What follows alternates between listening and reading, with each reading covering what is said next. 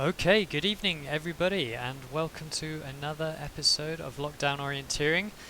I'm here tonight with a veritable legend, as we described earlier on the Facebook. It's Graham Gristwood. Graham, of course, he's a gold medalist from the World Championships, as shown behind me in the relay there, with, of course, John Duncan and Jamie Stevenson. But, of course, he's had two top tens in the World Championships individually, and he's had top tens in the European Championships individually as well. Graham, welcome to the show. Tell us a little bit how you're doing. Yeah, hi Hector. Thanks for having me. It's great to be chatting to you tonight. Great to see you, mate.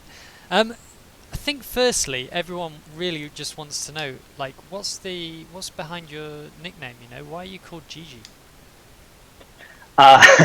I think it's as simple as it's my initials. And when I was in the Southeast Junior squad, somebody came up with it, and it just kind of stuck that weekend, and then it stuck for another month, and then it stuck for 20 years now.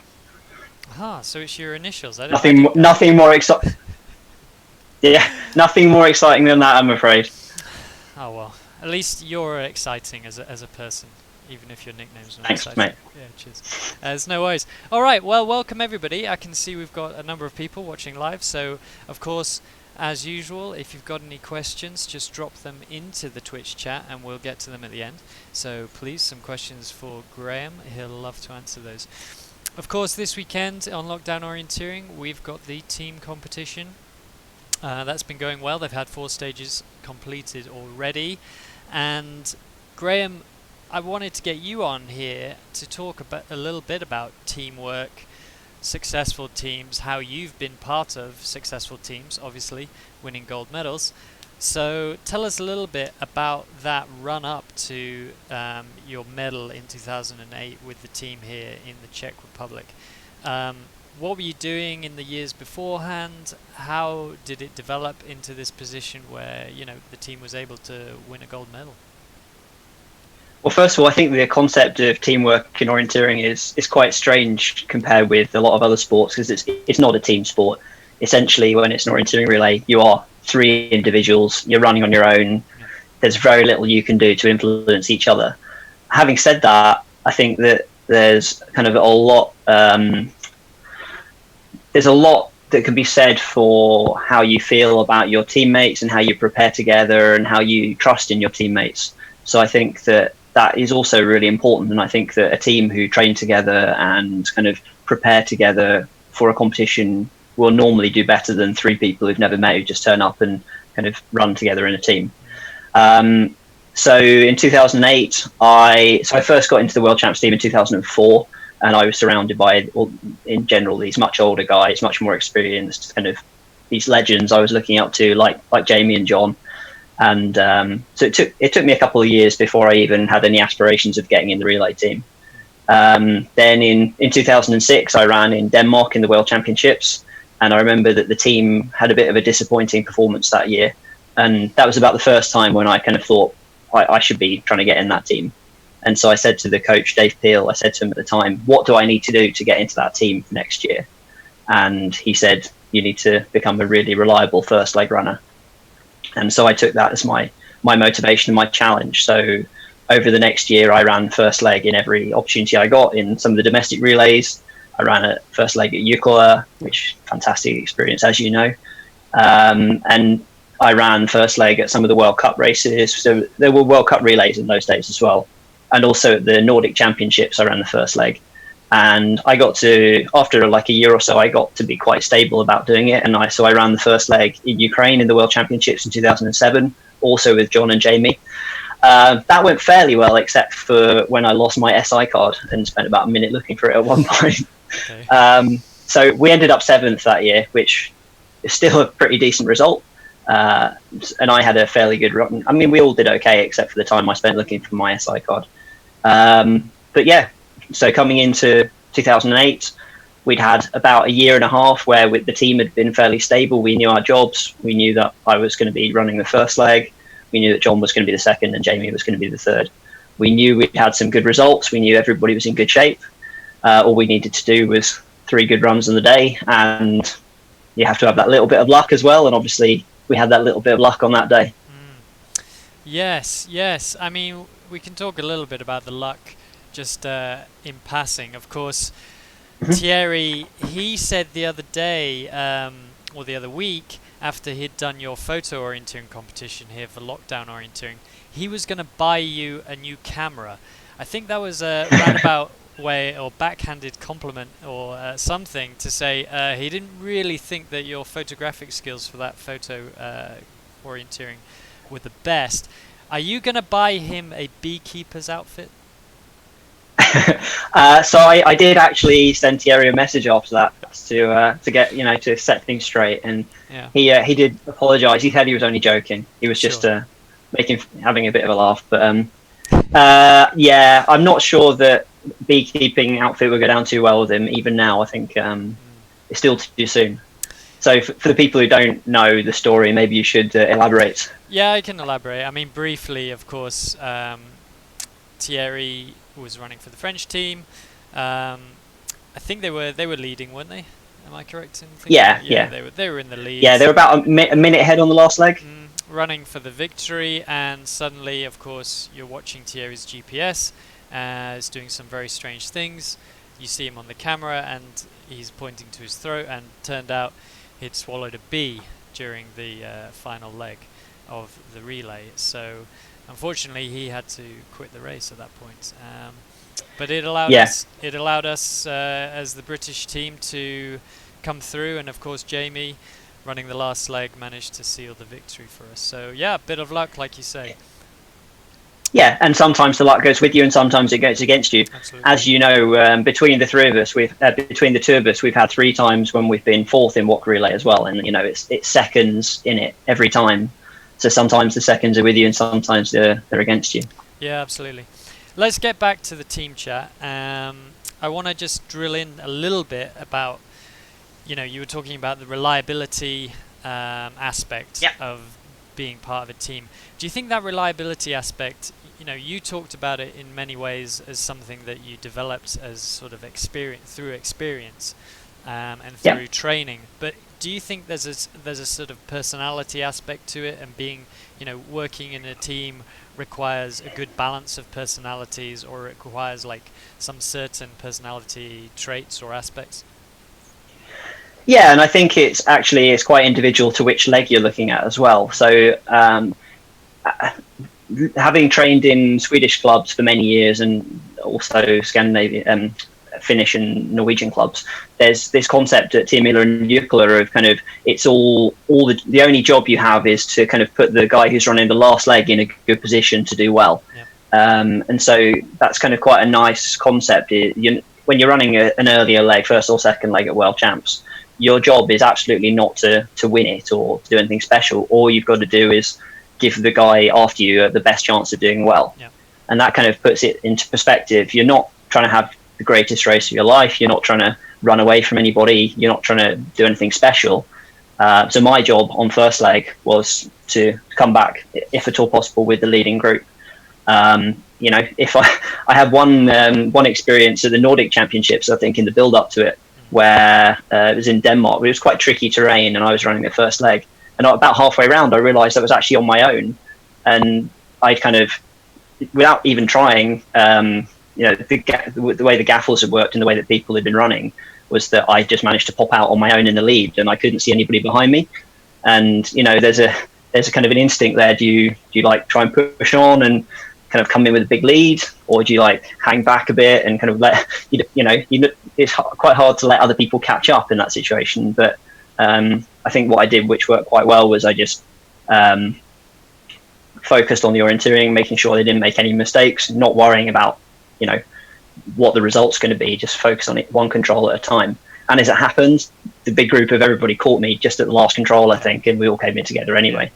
How much do you talk about the strategy, talk about how the race is going to play out, obviously knowing your teammates, knowing their strengths, sort of, setting them up as a first leg runner, setting them up as you talked about, John and Jamie, let's talk about perhaps that relay again specifically, like going into that, how much are you talking with the coach, how much were you talking with the other runners in your team, what kind of like teamwork development, like pre-race stuff were you doing during that week in the lead up to the race?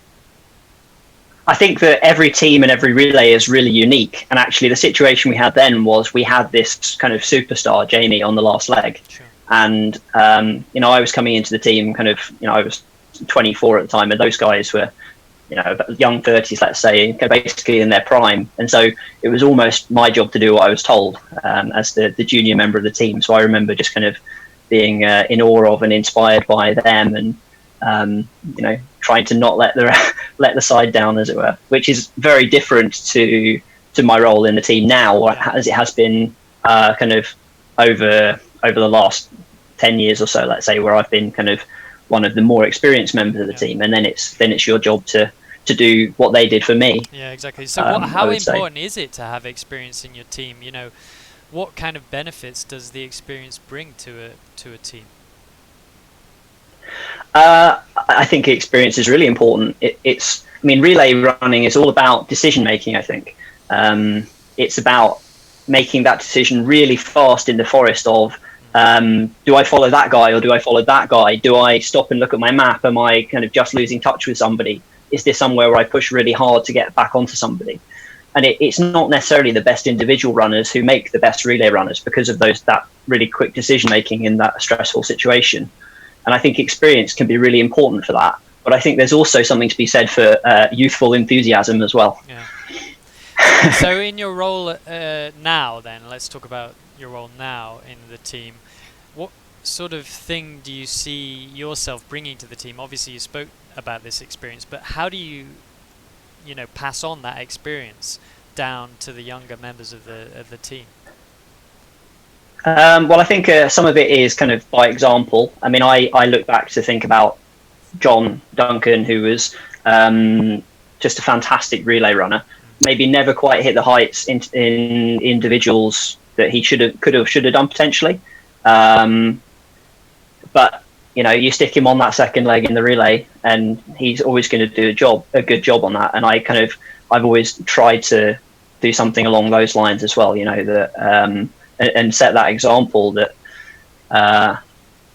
we don't have superstars in our team at the moment, particularly in the forest relay, I would argue. I mean, Ralph's getting fantastic results, obviously, individually, but it's not like we've got somebody who's a medalist or a top 6 runner on our last leg. Yeah. So we all need to give our best performances on the day to give ourselves a chance. Yeah. And kind of just if you can kind of set that example and just show that that is possible, that we can compete at that level with the runners that we've got, then that's really important, I think. No, that's really interesting. I mean, yeah, just thinking about, the reliability, the experience, and also, having that blend of kind of talking about the team, like setting up the team and thinking about the preparation. What would you say, in summary, when you're thinking back about all the great teams that you've been in, just 2 or 3 sentences, words to describe that sort of feeling, the feeling you get when you're in a good team? I think what's really important is to really understand that you win as a team, but you lose as a team as well. And if something goes wrong, that's fine. That happens. It's sport.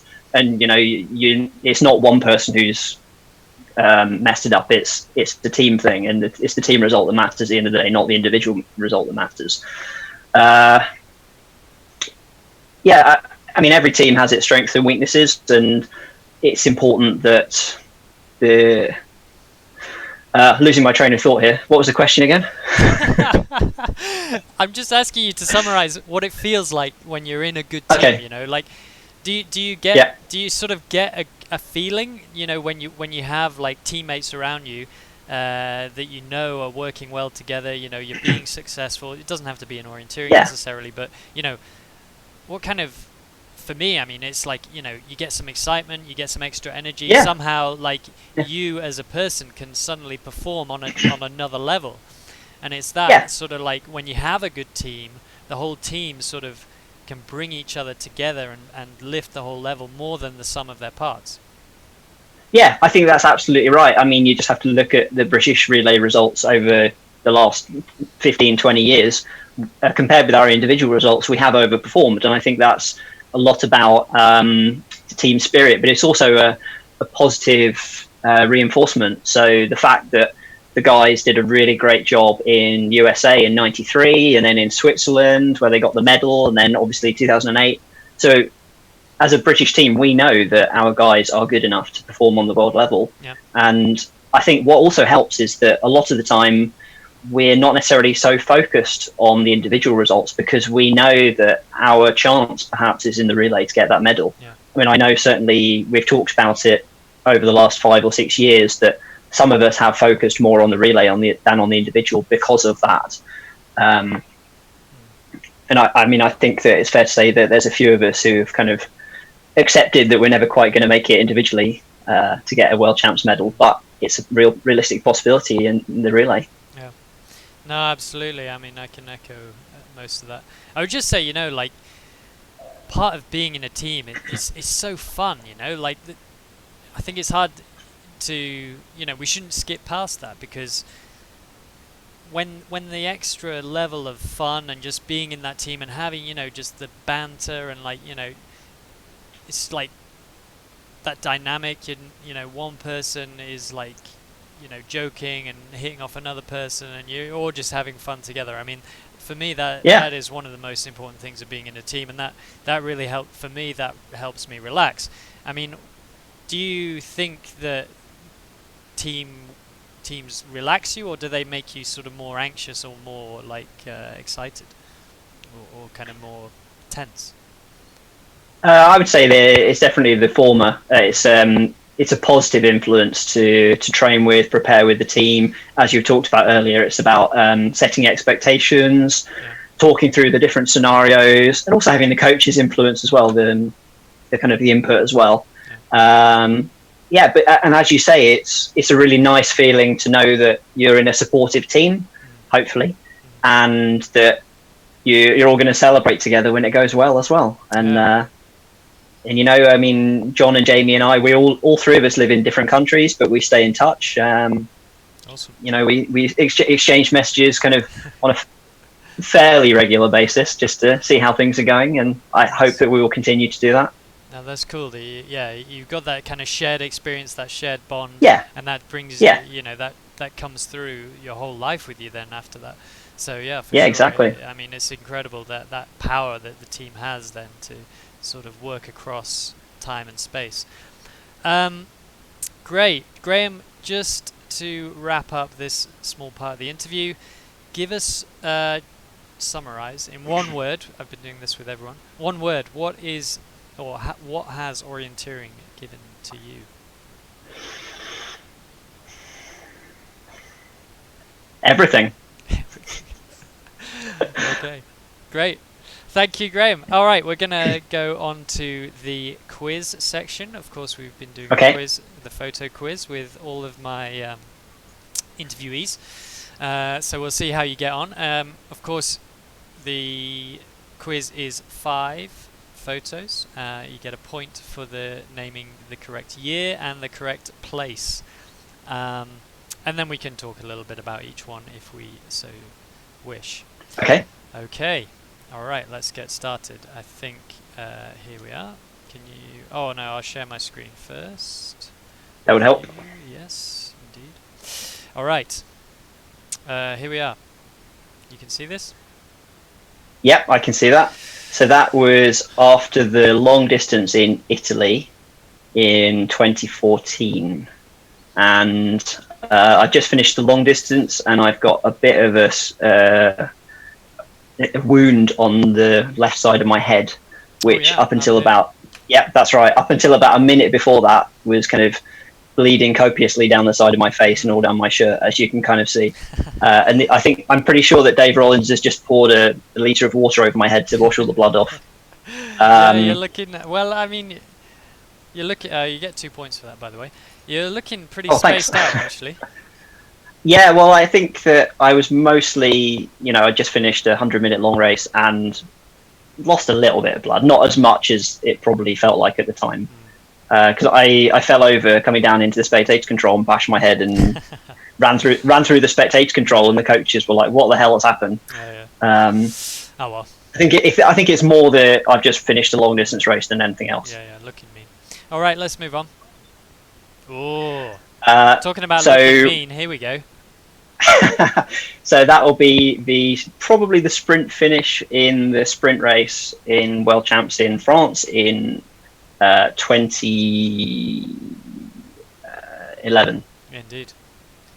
Yeah. In Chambéry. Indeed.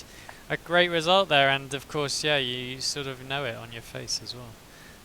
Yeah, so that was probably the pinnacle of my individual career. Coming fourth in that race. Yeah. Yeah, pretty good. All right, let's keep moving on. You got full marks so far. This one, it's a classic. Look at this. So that's from Hungary. Yeah, indeed. So that's World Champs in 2009, and it's the relay. Indeed. Am I wearing my EFCO Leadinga trousers? You are indeed. You're wearing an old pair of EFCO Leadinga trousers. Is that why you chose that picture?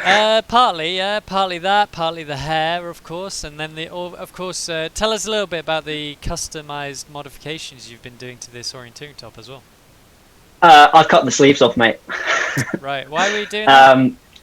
It was bloody hot and sticky, and so yeah. That top was really nice design, but it was really clingy and skin tight, and I really liked it.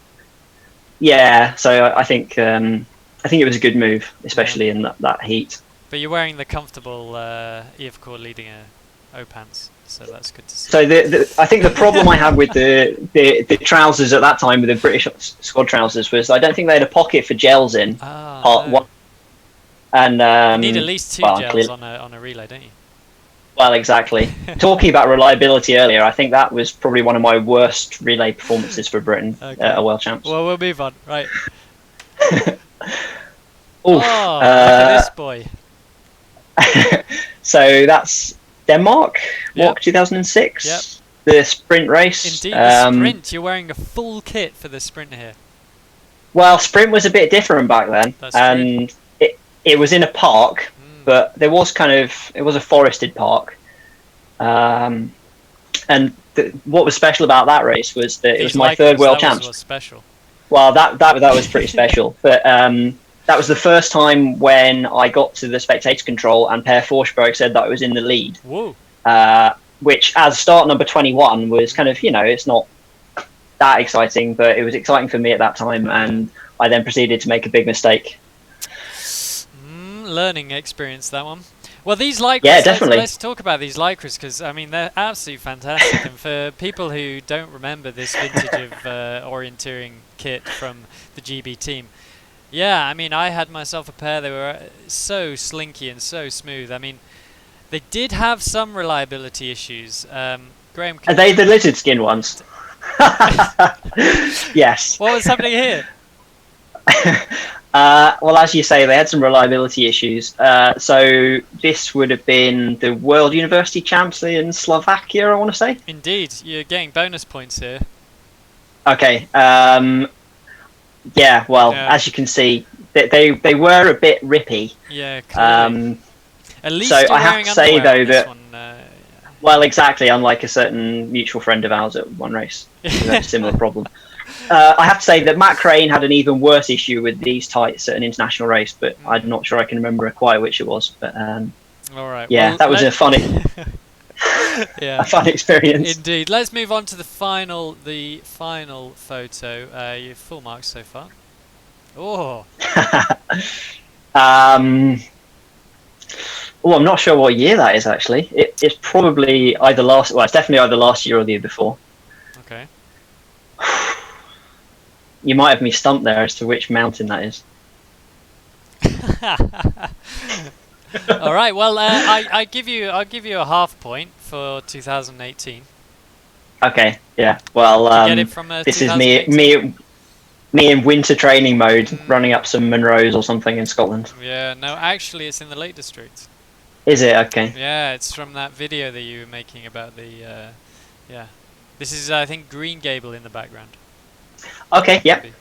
Yeah. So this will be as part of my work. I work for a company that organises mountain running events. Indeed. So we have some navigation events and some which are just purely running. And so quite a bit of my work these days is out in the hills, checking out the courses and planning some of the mountain orienteering courses. Yep. Good. All right. There's no questions actually that have been coming in, so everyone has been enamoured by your chat, but nothing to add. Nothing that they want to add, at least. Let's just have a look here at the team results from today. Okay. 4 stages done already. For those that are interested in the results, you can find them on the website, the results website, of course. So, leading on the top of the leaderboard, we have a Canadian team, FWOC. Second place at the moment, it's the Norway. That's a British team, it seems. Let's just refresh these. Norfolk Orienteers. And make sure they're correct. So, oh, hang on, what's going on here now? You click the individual button instead of the team button. Oh yeah. Above the. When you refresh, it automatically goes to individual. All right. Yes. So. Yeah.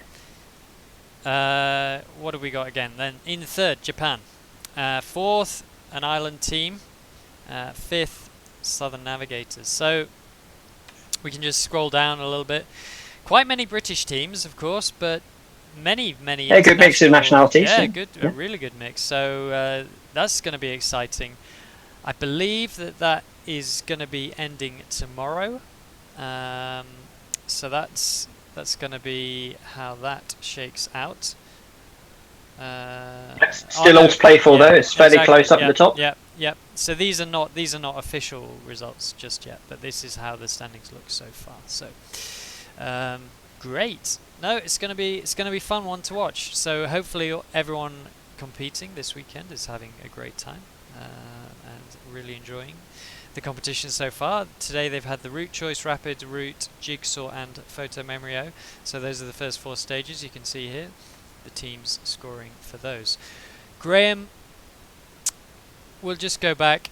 Thank you ever so much for coming on and talking about teams. That's fine. Talking a little bit about your career, a little bit about the teamwork, what's important to make a good team and this sort of thing. Yeah, it's been fantastic. I have to say myself, I'm super excited for when we can be extra teamy again together. Hopefully we can win. We can start winning some medals. What are we going to do as a team this year then, Hector? Yeah, I don't know. What should we do? We already were quite a successful team in the OMS, so maybe we do something different. I don't know, but yeah, for sure. Whatever, man. Just send me a message and we'll do it. But, anyway, okay. We'll end it there. But have you got anything final you want to say? Not really. No? Keep enjoying your orienteering. Yeah. It'll take you to really fun places and meeting really interesting people. Yeah, definitely. I'll echo that. Well, thank you, Graham. Thanks for coming on. Thank you, everybody, for watching. Keep, of course, following along on Facebook, on Twitter, all the updates. You will have received an email. I think that got sent out this evening. Sorry. That will be telling you a little bit about what we've got coming up on lockdown orienteering over the next few weeks. So check your inboxes. Keep following us for the updates. Thank you and goodbye. Thank you, Graham. Bye.